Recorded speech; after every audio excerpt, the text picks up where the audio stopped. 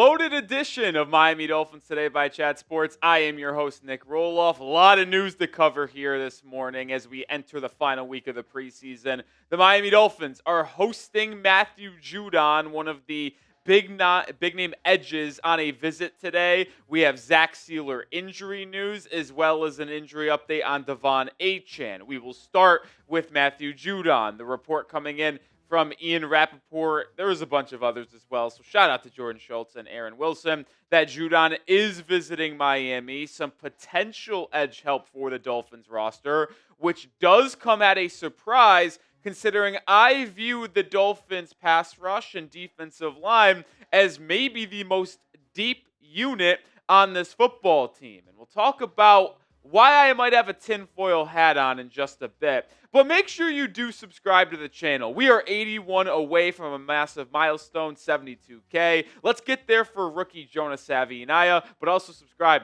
for the top-notch Dolphins news on YouTube. All right, when you talk about Matthew Judon, Dolphins fans should know him pretty well, considering he was one of the premier edge rushers about 3 or 4 years ago with the division rival New England Patriots. But before that, he was also one of the top edge rushers, which parlayed that into that contract with New England with the Baltimore Ravens. But got hurt in 2023, dealt with a shoulder issue, gets traded to Atlanta, where he was not as productive as one would have hoped if you are a Falcons fan. And he really just was sliding down the depth chart to a degree to where Atlanta needed so much pass rush help, they drafted 2 of them in the first round this year. And they traded up from second round to first round to draft another one. So Atlanta clearly viewed Judon as a player that they did not want to bring back. And when you look at his advanced numbers on Pro Football Focus, it's clear that he is a declining player. Out of the 69 qualified edge rushers in terms of playing at least 50% of the most snaps played by a pass rusher, Judon ranked in the bottom 10 in every single metric that you want to look at. His pass rush grade, 64th out of 69th. His pass rush win percentage, 64th out of 69th. The signature pass rush stat, which also equates to how many times you rush the passer, 61 out of 69. Pressures, 64. Hurries, 60. Like, he is simply a declining player. This is not saying that he can't contribute in a positive way to your football team, but when he is not one of the best edge rushers that the league has to offer anymore, and then you also look at the fact that he's not really that good of a run-stopping edge rusher at this point in his career either, it's kind of like, well, you can't expect him to be anything legit for your football team. He is, at best, in third edge on your roster, but probably at this point, a fourth guy. When I think of what Judon would bring to the table, you only have to take it back 1 year for Miami. Whatever Emmanuel Ogbah did for you last season, that is essentially what Matthew Judon would do for you this year. Now, Emmanuel Ogbah was your first or second edge rusher next to Chad Robinson last year, which was part of the issue. Judon would likely not be that. But the point is, when you watched Emmanuel Ogbah last year, that is what Matthew Judon is currently right now.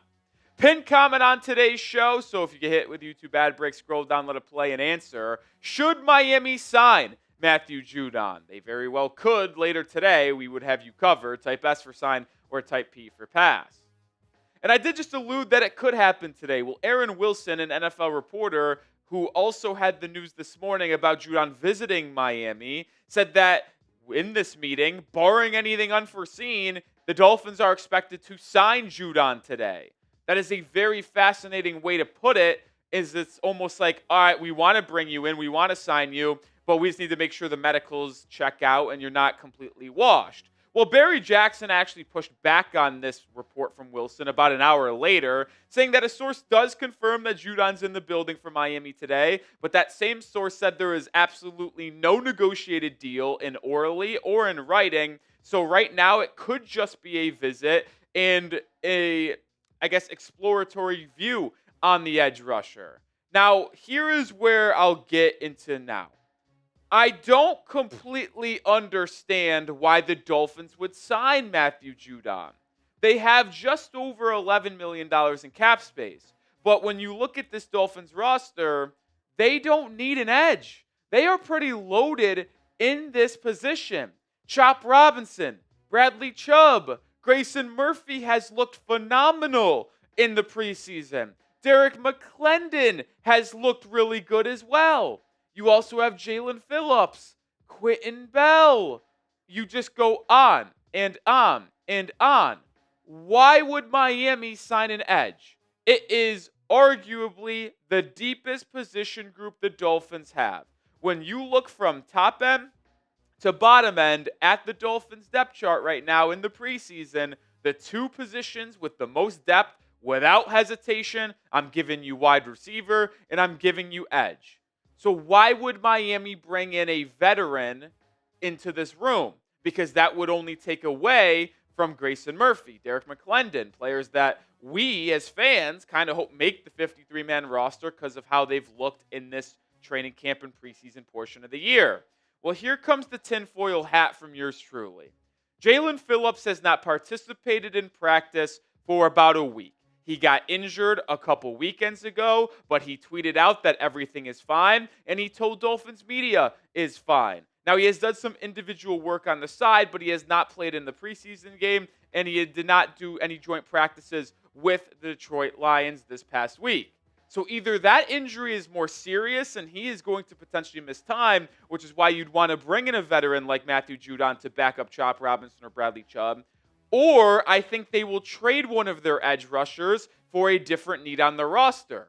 We know the Miami Dolphins cornerback room is an absolute joke. Could the Dolphins trade one of their guys, not going to be Chop Robinson, but maybe a Grayson Murphy who's been flashing?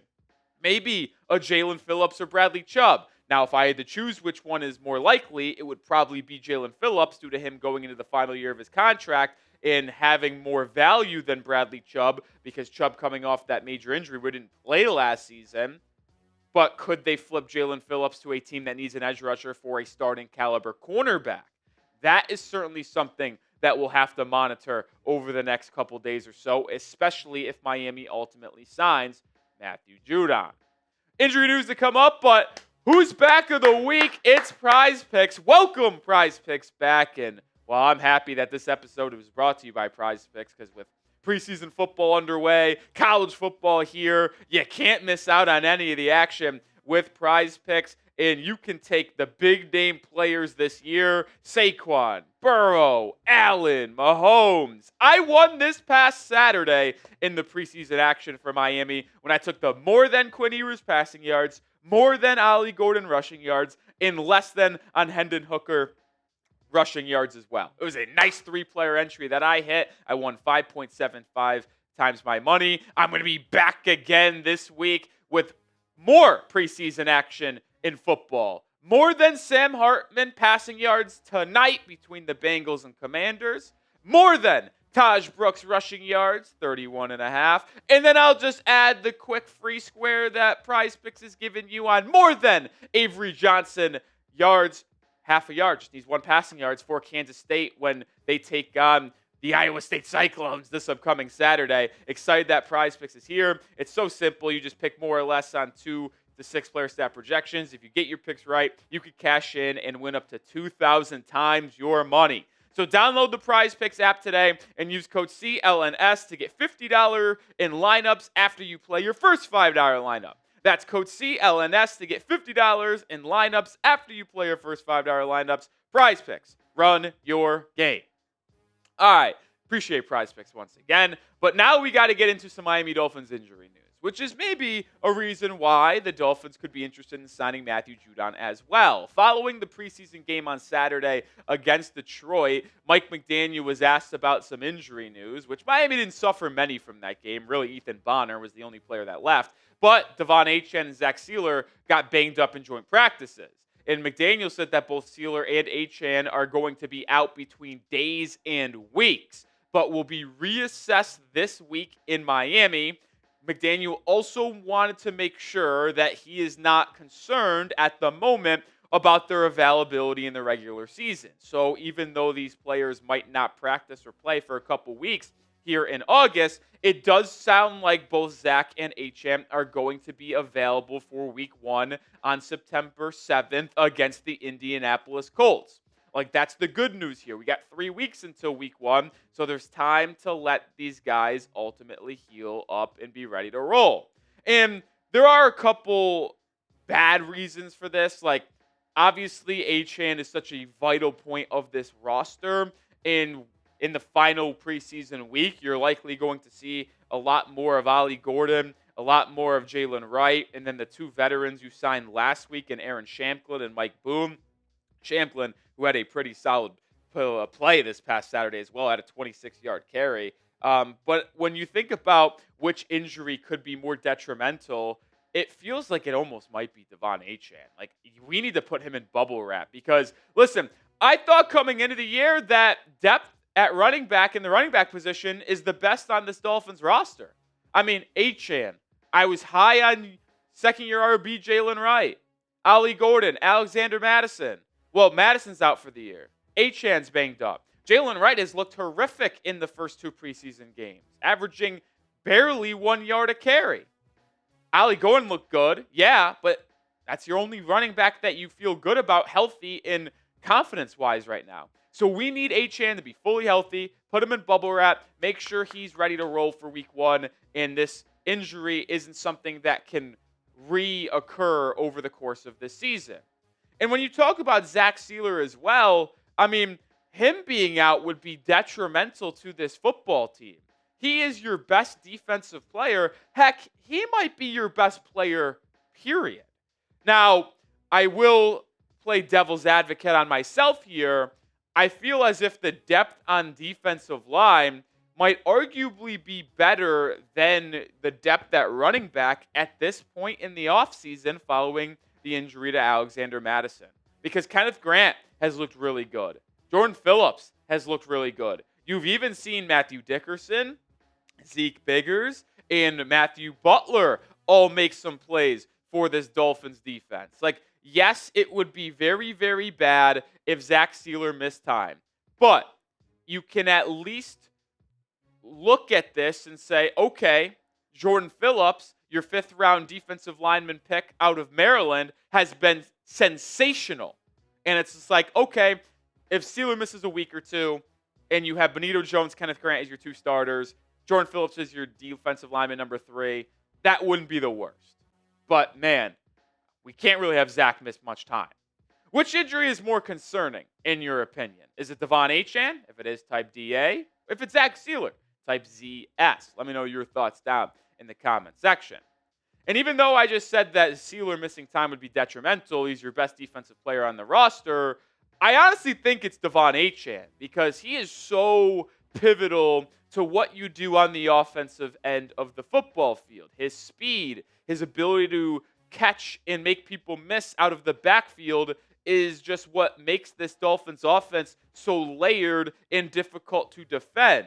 You take him off of this roster for a week or 2, and you rely on Jalen Wright and Devon or Ollie Gordon. Not saying you can't survive, it just probably would not be as good and as efficient of an offense as you'd like to see. And as I mentioned, with Jaelan Phillips looking so good, you can maybe have him be that defensive lineman for a couple weeks with Kenneth Grant and Benito Jones and survive a little bit with how good the surrounding cast is in the front 7. That will do it for today's show. Appreciate everybody for watching this edition of Dolphins Today by Chat Sports. If you have not subscribed already, please do, because if the Dolphins end up signing Matthew Judon or any player to the Dolphins roster, there are some rumblings. They also have some offensive linemen working out today as well. We will have you covered with a video. Subscribe, and I'll see you later tomorrow with a video no matter what. Go Fins.